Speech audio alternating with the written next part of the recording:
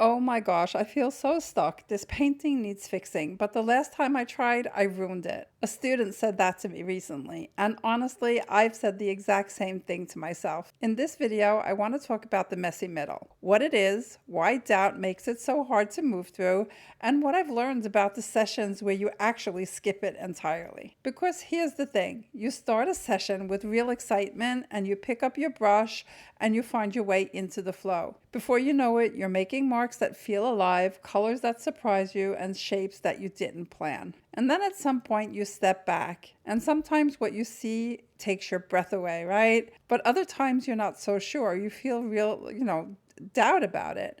But in both cases, you know it's not finished yet. There's more that needs to be done. You just don't know what. That is the messy middle, and almost every artist I know ends up there again and again.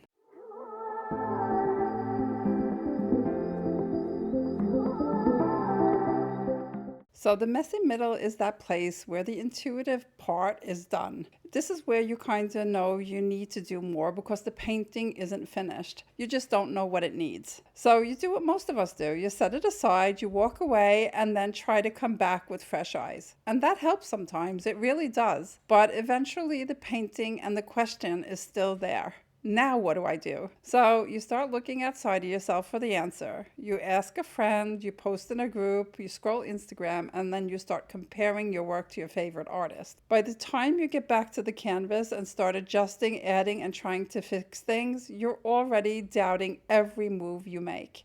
And if you've been here, you already know what usually happens next. You work it until the parts that you really loved are all gone. So now you might be wondering what happens all of the times when things seem to work, because it's not always like this, right? Sometimes you sit down with no plan, no expectation, just curiosity, and you start exploring a shape to see where it goes. You're not trying to make anything good, you're just in the moment. The painting I made for this video was exactly like that. I was just relaxed, I wasn't chasing anything, and somewhere along the way something just worked. The shapes started talking to each other and the colors found their balance, and I never really hit that messy middle wall. So those sessions exist and they are wonderful. But here's what I've noticed. They happen the most often when I'm not attached to the outcome, when I'm playing instead of trying to prove something, when I'm exploring instead of fixing something. The messy middle usually shows up when the stakes feel really high, when you care so much about the painting that doubt starts to make the decisions before your brush does. So the question isn't how to skip the messy middle every time, it's how to stay in that relaxed, curious, and unattached moment when the painting matters to you, but not that much that you're afraid that you're going to ruin it. And that, honestly, is one of the hardest things that I've had to learn. So here's what I've come to understand after working with close to 1,000 artists. The messy middle is not a problem to solve. It's a place you have to learn to be in. Every artist who paints seriously invites uncertainty into their work. That is not a mistake. That is the work. The paintings that move people, the ones that really feel alive and real, they almost always come through the messy middle, through a stretch where the artist didn't know if they were going here or there. And the ones that feel flat, overworked, and lifeless, those are usually the ones where the artist got scared and reached for certainty too soon. I used to tell myself I needed to fix that. I needed to know. I needed to get it right. Because I didn't understand that everything is actually in the searching. The uncertainty, the uncomfortable in between, that's not an obstacle to the painting. That is how the painting is created. And that leaves me wanting to talk about the ugly paintings. We don't talk about those often enough. Some paintings are just going to be bad. Not every painting is going to come together, and not every painting is going to be a masterpiece. I used to look at myself as a failure when I created bad paintings. It was kind of a sign that I didn't have what it took. But now I think about this in a different way, because an ugly painting is not a mistake. It is the process. That is the canvas where you work something out, you tried something that you weren't sure about, you went further than you would usually do, and you created something that didn't look that great, but you learned a lot.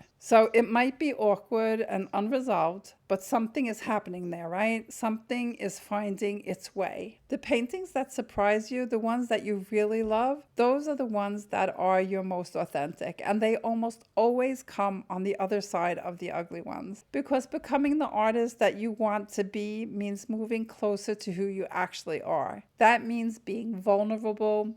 That means putting in the work. That means failing a lot. And that kind of growth is not smooth. It goes through phases where the work looks strange and ugly and you don't like it, and it feels really uncertain. But over time, it starts to look more and more like you.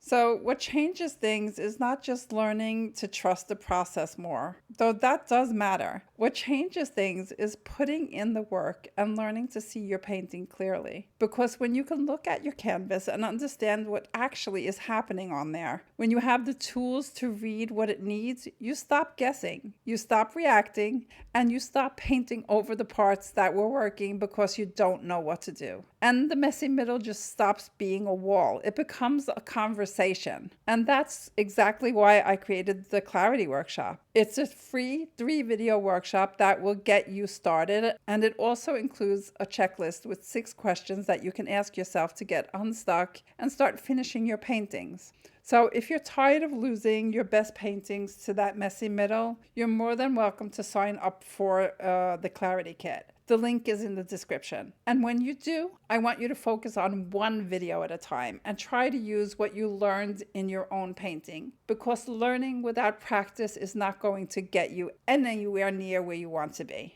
Oh, and there's one more thing I want you to do the next time you find yourself in the messy middle. I want you to try one thing before you even touch your paintbrush. I want you to just look, not to fix anything and not to make any decisions. I want you to just notice what's actually there. Look at your painting and ask yourself what's working. What is it that has life here? And what might just be your own doubt speaking, because doubt is loud in the messy middle, but it's not the same as being wrong. All right, I'm going to put on some music and let you enjoy the rest of the painting, and I will definitely see you again next week.